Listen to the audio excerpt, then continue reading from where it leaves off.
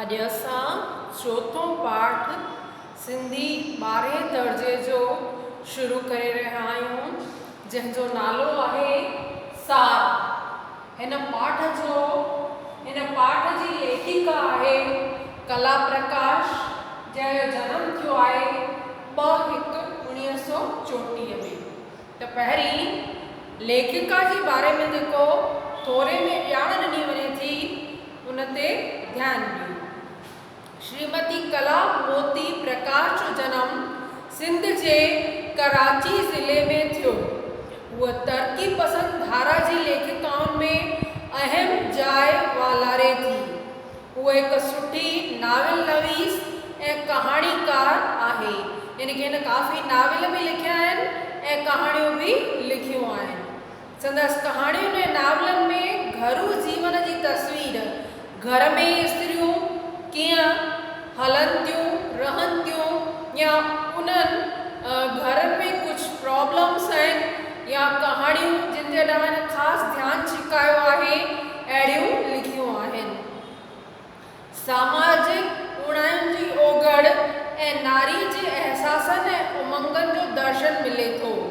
समाज में जेके कमियूं आहिनि, ख़ासि करे लेखक या लेखिकाऊं उन्हनि ॾांहुं पंहिंजी कहाणियुनि जे रूप में उहे समाज जे साम्हूं आणीनि था, त माण्हू उन्हनि खे पढ़ी करे ऐं उन्हनि सामाजिक उणायुनि ॾांहुं, जीअं पहिरीं जेको आहे दहेज प्रथा हुई, त उन जे करे पंहिंजे स्त्रियुनि खे जलाए छॾींदा हुआ या दहेज घटि मिलण जे करे उनखे ॾाढो तंग कंदा हुआ। त अहिड़ी उणायुनि जे ॾांहुं हुननि पंहिंजे कहाणियुनि जे रूप में इहे समाज जे साम्हूं आणे करे ऐं समाज में सुधारो आंदो आहे। त हिन लेखिका जो बि अहिड़ो ई योगदान रहियो आहे लेखणियुनि में। ममता जूं लहरूं नज़्माणे नसुर में लिखियल संदसि किताब पाल मनोविज्ञान ते हिकु अनोखो ऐं असर पसीर किताब आहे। त बाल मनोविज्ञान ते हिन किताब लिखियो आहे ममता जूं लहरूं। ममता सां सरशार, पूरी तरह सां भरपूर हीअ किताब आहे। इज़हार जे करे हीअ किताब अनमोल लेखियो वञे थो। जे हींअर मंझि हुरन हिकु ॿियो किताब आहे। नाले वारे किताब जो सिंध नाले वारो किताब सिंध जो सफ़रनामो आहे। ॿियो आहे मुर्क ऐं ममता ऐं वारनि में गुल, हिन जा कहाणी संग्रह आहिनि। हिन जा हेर ताईं 7 नाविल छपी चुका आहिनि। हिकु दिल हज़ार अरमान, शीशे जी दिल, हिकु सुपनो सुखनि जो, हयाती होतन रे, वक़्तु विथियूं ऐं विछोटियूं, आरसीअ आॾो, यानी कि आरसीअ साम्हूं, ऐं प्यार।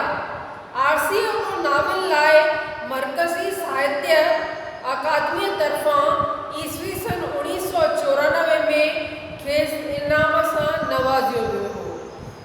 यानी कि सेंट्रल अकेडमी बि हिनखे इनाम ॾिनो आहे 1994 में हिन जे नाविल ते।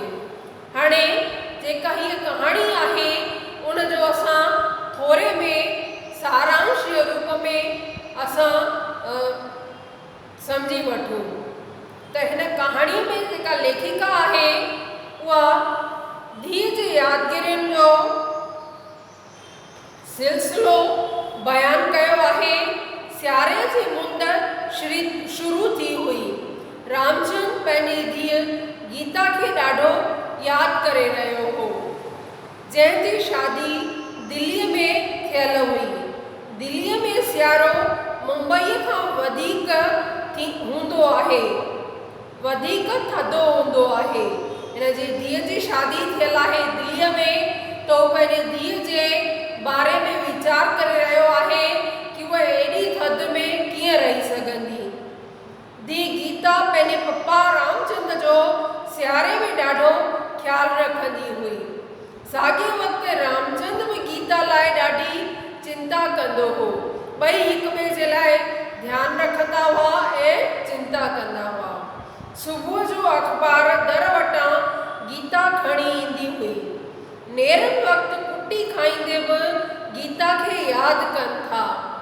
जॾहिं रामचंद ऐं संदसि ज़ाल पंहिंजे धीउ जी शादी कराए छॾी त उन खां पोइ हिकु ॾींहुं नेरनि वेठे खाधऊं, तॾहिं बि कुटी खाईंदे हुननि खे धीउ जी यादि थी अचे त संदसि धीउ खे कुटी ॾाढी वणंदी हुई, जेका गुड़ में ठाहींदी हुई।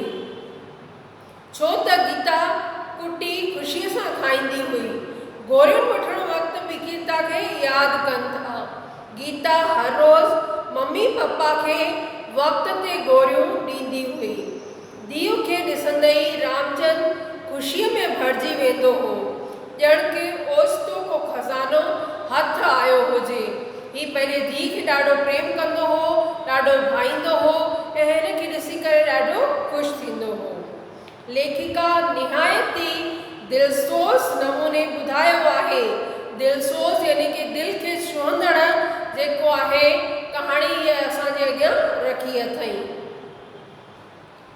ॿुधायो आहे त धीउ पंहिंजे माउ पीउ लाइ केॾी न अहमियत रखे थी। हूअ न सिर्फ़ु पंहिंजे माउ पीउ जो ख़्यालु रखे थी, पर पंहिंजी खिल मज़ाक ऐं सुठे स्वभाव सां हिननि जे जीवन में ख़ुशियूं पिणु आणे थी। उहा ध्यानु रखंदी पंहिंजे माउ ऐं पीउ जो ऐं सॼो ॾींहुं संदसि खिल मज़ाक ॿिन्ही जे जीवन में ॾाढियूं ख़ुशियूं बणिजी करे रहंदी हुई। धीउ जे पणिजी वञण सां माउ ऐं पीउ कीअं न यादुनि जे सहारे जीअनि था।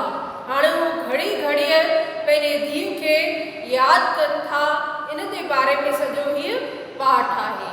हींअर पाठ शुरू थो थिए, असां ध्यान सां पंहिंजे किताब में ॾिसंदासीं। रामचंद बिस्तरो छॾियो त खेसि बदन में एॾो सियाट महसूसु थियो जो सभ खां अवल स्वेटर पाताई। हिकु ॾींहुं सर्दीअ जा ॾींहं हुआ, जॾहिं सुबुह जो रामचंद गीता जो पीउ उथे थो त खेसि बदन में ॾाढो सियाट महसूसु थिए थो, यानी कि थधि महसूसु थिए थी ऐं सभिनी खां पहिरीं ई स्वेटर पाए थो। स्वेटर पाइण खां पोइ बि हू सीउ में पिए ॾकियो। ॾंद साफ़ कंदे सोचियाई त हिन साल शायदि सीउ अॻे साल खां वधीक आहे। इन ॻाल्हि तां खेसि पंहिंजी धीउ यादि आई। पहिरीं ॻाल्हि जंहिं ते हू पंहिंजी धीउ खे यादि करे रहियो आहे, गीता। परोखे सियारे ताईं उहा हिते हुई। हुनखे शादी कराए अञा साल बि न थियो अथनि, पहिरियों सियारो हो। हूअ बि घणो सीउ सही कोन सघंदी आहे। नेक्स्ट पैर आहे, अॻे साल हिननि ई ॾींहंनि में हिकिड़े सुबुह जो गीता ऐं पाण चांहि पी रहिया हुआ। ॿई रामचंद ऐं संदसि धीउ गीता चांहि पी रहिया हुआ त गीता चयो हो, पप्पा अॼु त एॾो सीउ आहे, जेकर चांहि बि बिस्तरे में ई पीजे हा। अॼु त ॾाढो वधीक सीउ हो जो बिस्तरे में वेही करे चांहि पियो। रामचंद पंहिंजी चांहि पीअण अध में ई छॾे बेडरूम में रखियल वार्डरोब मां शाल आणे धीउ जे कुलनि खे ढकियो हो। तॾहिं जी ॻाल्हि आहे जॾहिं गीता हॉल में चांहि पीअंदे रामचंद सां ॻाल्हाए रही हुई कि थधि ॾाढी वधीक आहे, बेड ते वेही करे चांहि पीजे। रामचंद वार्डरोब मां यानी कि कपिड़नि जे कबट मां हिकु शाल कढी आणे धीउ जे कुलनि खे ढकियो हुअईं। पुठियां ई संदसि पत्नी रुक्मणी यानी कि गीता जी माउ रुक्मणी अचे थी। चांहि पीअण लाइ हाल में घिड़ी हुई। हिन घोट खे गीता लाइ शाल खणंदो ॾिठो हो। मेज़ ते रखियल किटलीअ मां चांहि कोप में ओतींदे यानी कि कोप में चांहि विझंदे चयो हुआईं, एतिरो त सीउ कोन्हे जो वधीक हू कपिड़ा गरम ओढ़े रहिया आहिनि। तव्हीं ॿई पीउ धीउ आहियो नाज़ुकड़ा यानी कि सीउ नथा सही सघो, तमामु नाज़ुक आहियो, सो हिक ॿिए खे पिया गरम कपिड़ा विझो। त हू बि शाल आणे उनखे विझेसो, गरम कपिड़ा ओढ़ाए त सीउ घटि थिए। गीता खिली मां खां पुछियो हो, मम्मी तोखे अध रात जो ख़बर पई छा त मां पप्पा खे ॿियो ब्लैंकेट ॾेई वियसि। रात जो जॾहिं थधि वधीक थी पई त गीता अध रात जो उथी करे हिकु ॿियो ब्लैंकेट खणी पप्पा जे मथां विधो हो। रुक्मणीअ चयो, ओॾी महिल त ख़बर कान पई, पर सुबुह जो ॾिठमि त ॿ ब्लैंकेट वेड़े सुम्हियो पियो आहे।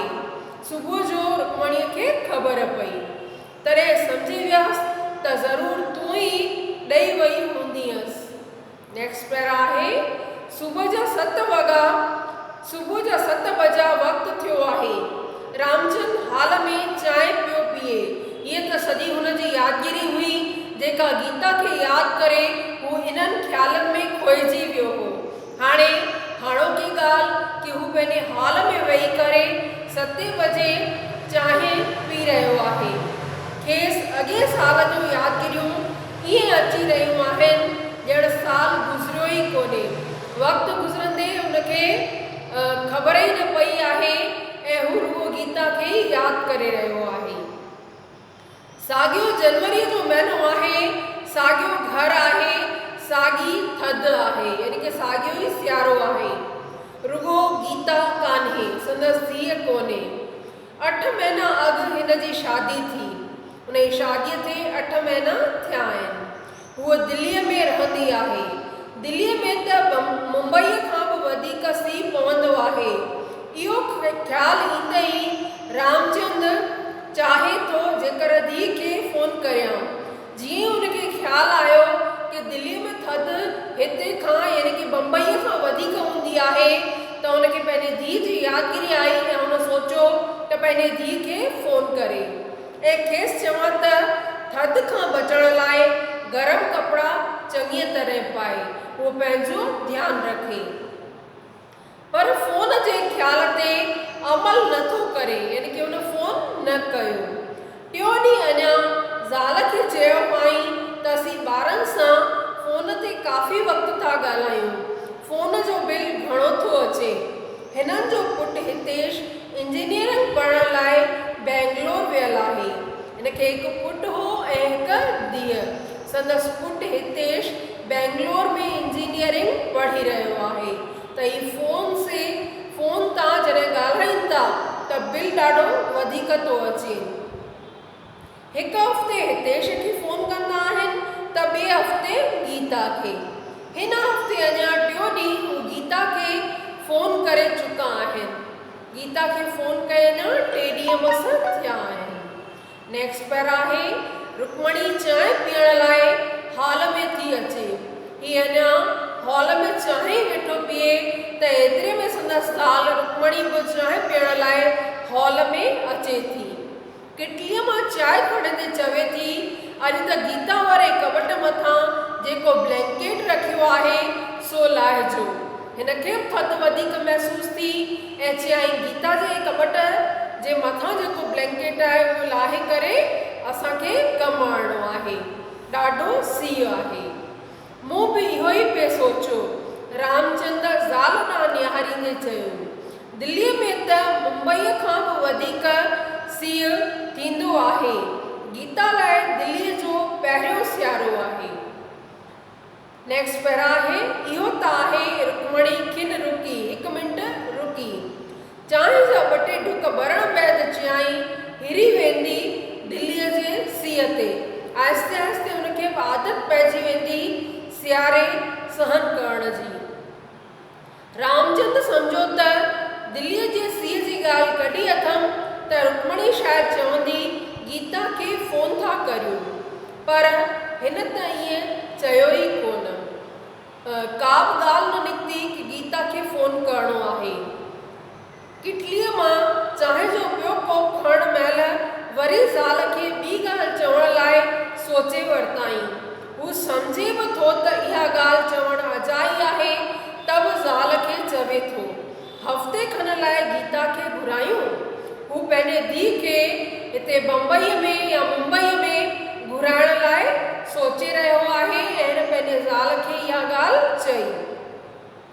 रुक्मणी खिली पई चयाईं 8 महीननि में ॿियो दफ़ो धीअ घुराए पई। अञा हिकु दफ़ो थी वई आहे, वरी 8 महीननि जे अंदरि ॿियो दफ़ो कीअं घुराए सघिजी?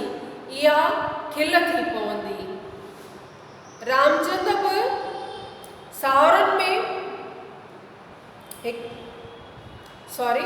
हफ़्ते लाइ रुक्मणी खिली चयाईं 8 महीननि में ॿियो दफ़ो धीअ घुराए बि ॻाल्हि की न खिल। हाणे पचर छॾियोसि त साहुरनि में पाण समाए। पचर छॾियोसि यानी कि वधीक जेको आहे घर न घुरायोसि त उहो पंहिंजे साहुरनि में एडजस्ट थी वञे। रामचंद्र बि खिलियो, चयाईं मां त चर्चो थो करियां, हाणे साल ॾेढ त न घुराए सघिबो, साल ॾेढ खां पोइ वरी सोचींदा। साल ॾेढ न मिली सघिबो धीअ सां। रामचंद्र अॼु थो इहा ॻाल्हि सोचे, हाणे हू सोचे करे ऐं दुखी थी रहियो आहे। माइटी हलण महिल ई इहा ॻाल्हि गीता सोची हुई।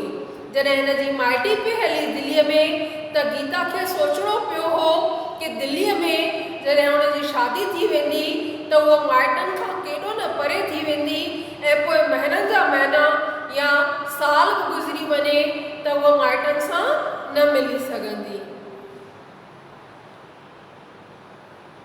माइटी हलण महिल इहा ॻाल्हि गीता सोची हुई। गीता खे हूअं त प्रशांत हर ख़्याल सां पसंदि हो, पर हू दिल्लीअ जो रहाकू आहे, यानी कि उते ई रहंदड़ आहे ऐं खेसि माइटनि खां परे थियणो पवंदो।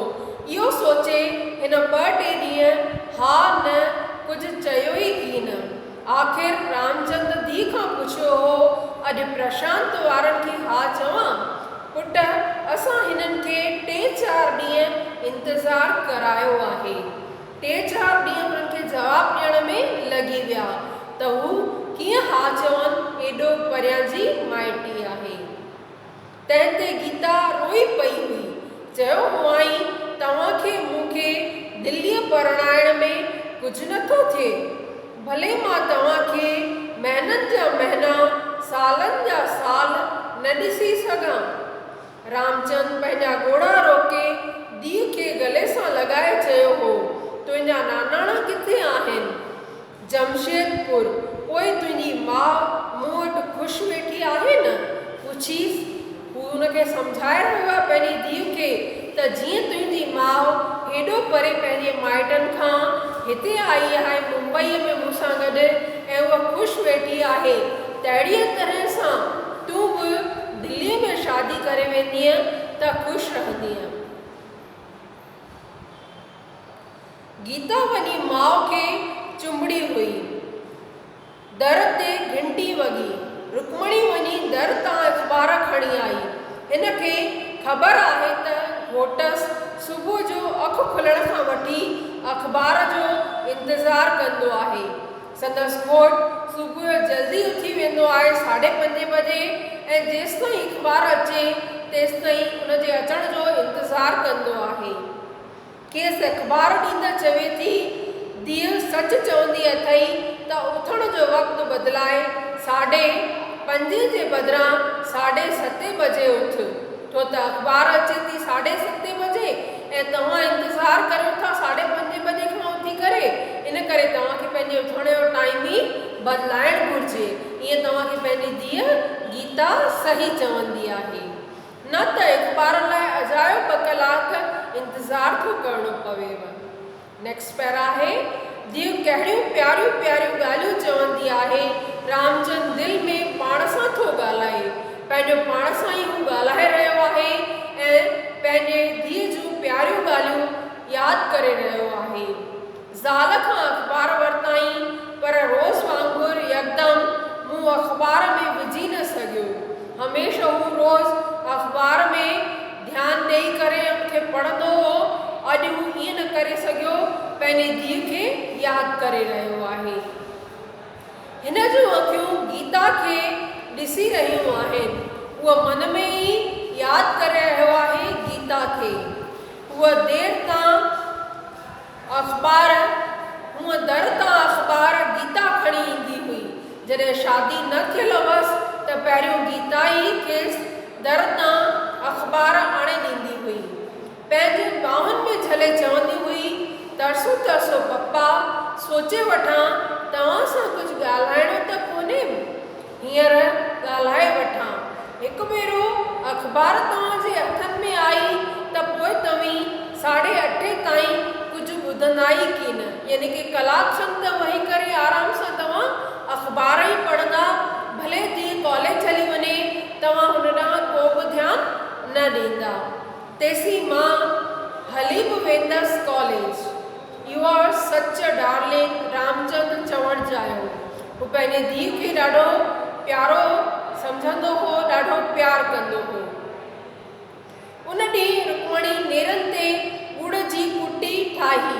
हाणे हिकु ॾींहं जी ॻाल्हि आहे, जॾहिं नेरनि ते ॻुड़ जी कुटी ठाहे थी रुक्मणी, घोटसि ऑफिस लाइ तयारु थी मेज़ वटि आयो त कुटी ॾिसी चयाई, अॼु गीता जे पसंदि जी नेरनि ठाही अथई।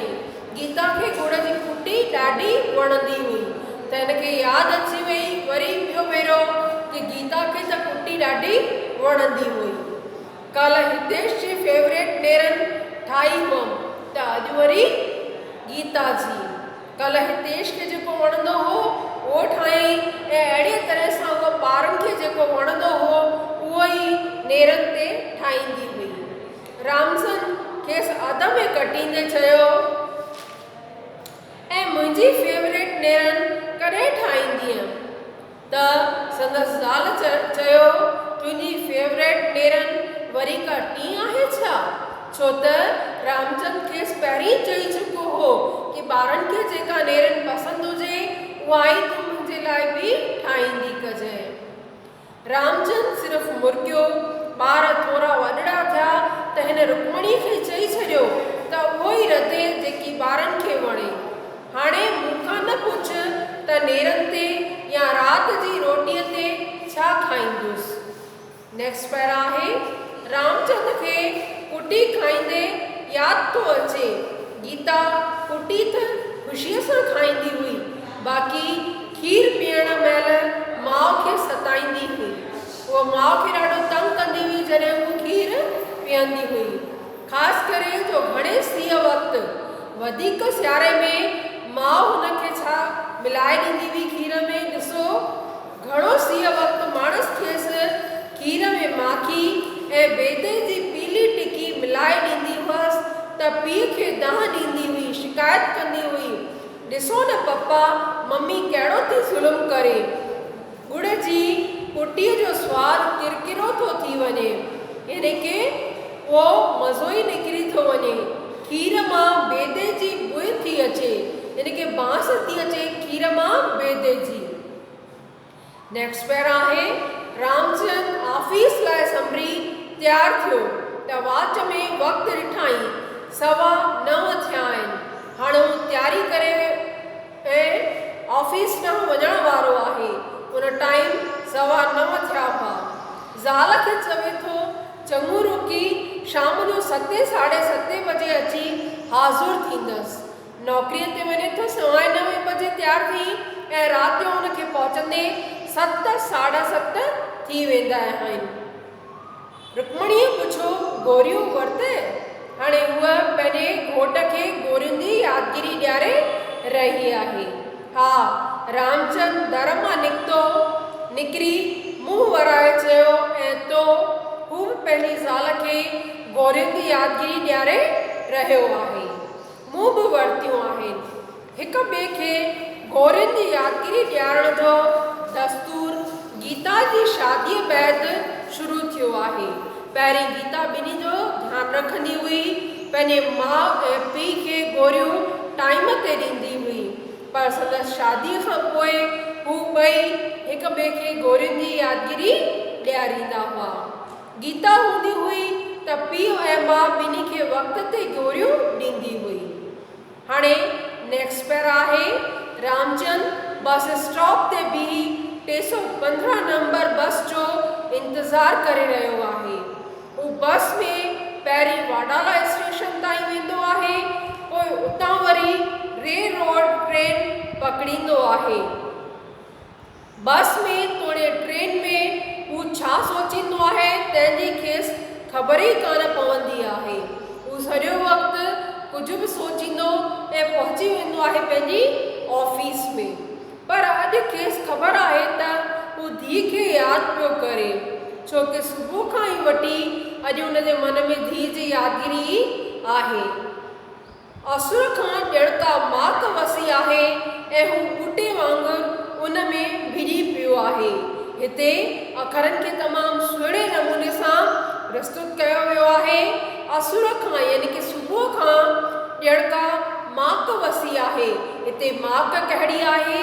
संदसि धीउ जे यादगिरी रूपी माक यानी कि हल्की सी बारिश बूंद बूंद जे रूप में जेका वसी आहे, उन में हू रामचंद ॿूटे वांगुरु यानी कि नंढड़ो कचिड़ो जीअं पौधो हुजे उन वांगुरु भिॼी पियो आहे यानी कि पुसी वियो आहे।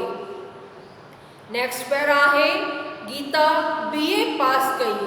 हाणे हुनजी ॿी हिकु यादगिरी आहे जॾहिं हूअ BA पास थी करे त उन खां पोइ जी ॻाल्हि आहे संदसि कॉलेज जे साथियुनि हिकु पिकनिक रथी यानी कि पिकनिक ते वञण जी योजना ठाही। हू 2 ॾींहंनि लाइ मेथेरान वञी रहिया हुआ। मेथेरान नाले हिकु नंढी जाइ ते पिकनिक करण वञण ई सोचीनि था। गीता जी ॾाढी दिलि सुरकी त वञा, पर रामचंद खेसि मोकल ई न ॾे। रामचंद हुनजो पीउ हुनखे मना करे रहियो आहे, चवे बिना कंहिं प्रोफेसर जे छोकिरा ऐं छोकिरियूं रेल छेल पिकनिक ते था वञनि, साॻा ग़लति आहे। रेल छेल था वञनि यानी कि उते घणी छूट छाट रहंदी, छो कि को बि प्रोफेसर लेक्चरर हुननि सां गॾु कोन्हे त हू वधीक मस्ती कंदा, उन्हनि खे वधीक छूट रहंदी। इहा ॻाल्हि रामचंद खे न वणी, इन करे हुन मनाए कई। गीता खेसि मनाइण लाइ चयो हो, उन में छा आहे, पप्पा मुंहिंजूं 8-9 साहेड़ियूं संभरियूं आहिनि वञण लाइ। हुनखे सम्झायई कि मुंहिंजूं 8-9 साहेड़ियूं ॿियूं बि हलनि थियूं त मां बि वञा। रामचंद बेहद नाराज़ थी चयो हो, धूड़ वञी पाइनि तुंहिंजूं साहेड़ियूं, तूं न वेंदीअ, तोखे नाहे वञणो। गीता जी ज़ुबान मां निकिरी वियो हो, पप्पा why are you so conservative. Conservative मतिलबु तव्हां नंढी सोच छो था रखो, है न? पप्पा तव्हां एॾी नंढी सोच छो था रखो? मूंखे तूं कंज़र्वेटिव थी सॾी। संदसि पीउ खे इहा ॻाल्हि दिलि में ॾाढी चुभे थी ऐं हू ॾाढो उदास थो थी वञे। ईअं चवण बैदि हू सफ़ा चुप थी वियो हो। इहो कंज़र्वेटिव लफ़्ज़ खेसि महणो थी लॻो हो। हिन खे पाण ते ॾाढो फ़ख़ुरु हो, गर्व हुअसि पाण ते ॾाढो कि हू पंहिंजे ॿारनि खे ॾाढी छूट ॾिनी आहे, कि हू किथे बि घुमण लाइ वञनि था, आज़ादी ॾिनी आहे मूं कॉलेज पढ़ण जी। उन खां पोइ बि जेको आहे मूंखे मुंहिंजी धीअ कंज़र्वेटिव थी सॾे। मां त नए ज़माने जे वीचारनि जो आहियां। मूं ॿारनि खे मकमल आज़ादी ॾिनी आहे, मकमल यानी कि पूरी आज़ादी ॾिनी आहे। उन ॾींहुं हिन जे दिलि खे अहिड़ी चपेट आई जो हिन जे चहिरे जो रंग ई उॾामी वियो।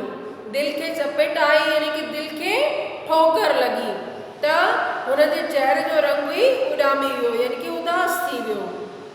चहिरे जो रंग उॾामी वञणु यानी कि उदास थी वञणु। हिकु ॿ ॾींहं बिल्कुलु गुमसुम रहियो, ॾाढो उदास रहियो। घर में न खिले न ॻाल्हाए, न मानी मज़े सां खाए, रोटी बि मज़े सां न खाई सघे। बसि बुत जीअं पे हलियो चलियो, बिल्कुलु बिना ॻाल्हाइण जे ईअं पे हलियो जीअं मूर्तीअ वटि। 3 ॾींहं सुबुह जो हू ऑफिस जी कैबिन में वेही कमु करे रहियो हो। 3 ॾींहं जी ॻाल्हि आहे, हू पंहिंजे ऑफिस में हली वियो आहे ऐं उते हू कमु वेठो करे। गुज़िरियल 2 ॾींहंनि खां कमु बि बेदिलियो पे कयई। कमु त कयई थे, लेकिन हुनखे पूरो दिलि सां न पे करे सघियो, मज़ो न पे आयसि। खेसि बिना सबब जे उबासियूं पे आयूं। रुगो निंड लाइ उहो निंड जे ख़्याल खां उबासियूं ई वठी रहियो आहे। अञा अधु कलाक अॻु चांहि पीती हुआई वरी ॿी चांहि जो ऑर्डर ॾिनो हुअईं। पटेवाले चांहि सां गॾु खेसि विज़िटर स्लिप आणे ॾिनी। जीअं ई पटेवालो ॿी चांहि खणी आयो त उन सां गॾु हिकु नंढी पर्ची जंहिं ते कुझु नालो लिखियलु हो, कोई उन सां गॾिजण आयो आहे, जंहिंखे चयो आहे विज़िटर स्लिप। कोई विज़िटर यानी कि कोई यात्री उन सां गॾिजण आयो आहे ऐं उन स्लिप ते पंहिंजो नालो लिखी उनखे अंदरि मोकिलियो आहे। उन ते नालो पढ़ी हू टुप ॾेई उथियो, ॾाढो ख़ुशि थियो ऐं हू ॿाहिरि अचे थो। उॿहिरनि क़दमनि सां कैबिन मां ॿाहिरि निकितो। उॿहिरनि क़दमनि सां इन खे तकड़ में हुन बिल्कुलु ध्यानु न ॾिनो। गीता खे ॾिसी उछिलजी पियो। ही छा ॾिसे त संदसि धीअ गीता हुते पहुची वई आहे। चयाईं, अड़े पुट, तूं हिते कीअं अची पहुतीअ? हुनखे त अजब पियो लॻो कि संदसि धीअ हिते कीअं पहुची वई। पप्पा, गीता हिकंदे चयो हो, मुंहिंजी हिकु साहेड़ीअ खे हिन पासे कमु हो। हुनजी हिकु साहेड़ी हिन पासे अची रही हुई संदसि पप्पा जे ऑफिस जे तरफ़, सो हिन सां गॾु निकिरी पियसि। हू धीअ खे कैबिन में वठी आयो, घंटी वॼाए पटेवाले खे घुरायाईं। अॼु थो सोचे त पटेवाले खे ज़रूरु अजब लॻो हूंदो। हाणे उहो सालनि जी यादगिरीअ खे अॼु वीचार करे रहियो आहे कि पटेवाले खे उन वक़्तु केतिरो न अजब लॻो हूंदो त मूंखे ओचितो कहिड़ो खज़ानो हथ आयो आहे जो मां हेॾी ख़ुशीअ में भरिजी वियो आहियां। त पटेवाले खे ज़रूरु ईअं महसूसु थियो हूंदो कि मूंखे कोई खज़ानो हथ अची वियो आहे जो मां ॾाढो ख़ुशि आहियां। उन वक़्तु त खेसि का ख़बर कान पई हुई। जॾहिं गीता संदसि खां गॾिजण वई हुई, गीता खेसि गॾिजण वई हुई, तॾहिं हिनखे कुझु बि ख़बर न पई त हू कीअं वर्तियो हो, यानी कि कीअं हुन वहिंवार कयो हो।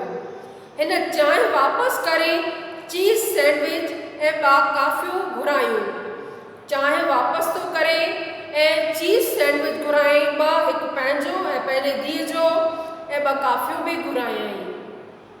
धीअ सां गॾु काफ़ी पीअंदे 2 ॾींहंनि खां बुत बणियल रामचंद वरी जीअरो जाॻंदो माण्हू थी पियो, यानी कि वरी हू ॾाढो ख़ुशि थी पियो हो। संदसि धीअ खे ॾिसी करे हुनजी उदासी सॼी दूर थी वई हुई। नेक्स्ट पैरा आहे, रामचंद लोकल ट्रेन में सफ़र करे रहियो आहे। हाणे इहा ॻाल्हि आहे जॾहिं इहे सभु यादगिरियूं आहिनि हुनजे मन में, उहा ऑफिस जी नौकरी पूरी करे ऐं उतां खां वापसि मोटी रहियो आहे पंहिंजे घर ॾांहुं, त लोकल ट्रेन में सफ़र करे रहियो आहे। मथियों टुकुर जेको असां पढ़ियोसीं सॼो हिन जे यादुनि जो हो कि गीता खे हू यादि करे रहियो आहे। ट्रेन वाडाला छॾे सेवरे तरफ़ वधी पई। नेक्स्ट स्टेशन जेका आहे ओॾांहुं ट्रेन स्टार्ट थी चुकी हुई। गाॾीअ में हमेशह वांगुरु भीड़ आहे। हू रोज़ सोचींदो आहे त फर्स्ट क्लास जी पास अजायो थो कढायां। हिन जी पास जेका आहे फर्स्ट क्लास जी वरितलु आहे। हू सोचे रहियो आहे एॾी भीड़ जंहिंमें मां फर्स्ट क्लास जो किरायो ख़र्ची करे चढ़ियो आहियां, तॾहिं बि मूंखे विहण जी जॻह नथी मिले, त मुंहिंजा त पैसा अजाया था वञनि। विहण जी त ठहियो पर ठीक तरह सां विहण जी जॻह बि नथी मिले। अॼु बि हू दर वटि बीठो आहे, अंदरि घिरण लाइ जाइ ई कान्हे, पर अॼु हिन जो ध्यानु भीड़ तरफ़ कोन्हे, छो त अॼु शुरूअ खां सुबुह खां ई वठी करे हू पंहिंजी धीउ खे यादि करे रहियो हो त भीड़ तरफ़ हिन जो ध्यानु ई कोन्हे ऐं हिन जी वापसि उहा ई ध्यानु जी जेका आहे तंद्रा उहा धीउ ॾांहुं ई हली थी वञे, यानी कि तार जेका मन जी आहे या सोच जेका मन जी आहे उहा धीउ ॾांहुं ई हली थी वञे। हक़ीक़त में हिन जो ध्यानु कंहिं बि ॻाल्हि में कोन्हे, हू आसमान तरफ़ निहारे रहियो आहे। सम्झे थो बादल बणिजी आसमान जो हिसो थी वियो आहियां। हू ईअं सोचे रहियो आहे कि मां ख़ुदि बादल बणिजी करे ऐं आसमान जो ई हिसो थी वियो आहियां, उते ई ॼण सैर करे रहियो आहियां। ऐं हवाऊं गीत ॻाईंदियूं संदसि घर मां गुज़री रहियूं आहिनि। हुनखे ॾाढो आनंद पियो अचे पंहिंजे धीअ जे यादगिरियुनि मां। ईअं पियो लॻेसि त हवाऊं ॼण संदसि पासे मां गीत ॻाईंदियूं निकिरनि पियूं।